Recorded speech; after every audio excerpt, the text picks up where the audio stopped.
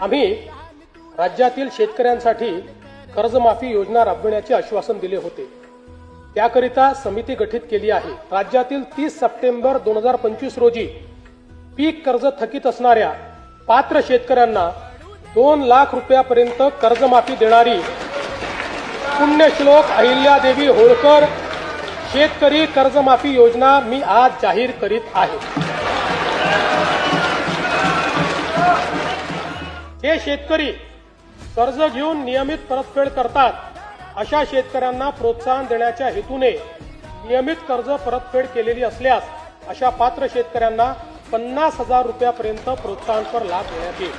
कर्जमाफी तसेच प्रोत्साहनपर लाभ देण्याबरोबर कोकणाला हे जास्त महत्त्वाचं आहे, कारण कोकणातले लोक सगळे कर्ज परत करतात। कर्जमाफी तसेच प्रोत्साहनपर लाभ देण्याबरोबरच राज्यातील बँकिंग यंत्रणा सक्षम असावी यासाठी समितीच्या शिफारसीतील निकषानुसार निर्णय घेण्यात येईल।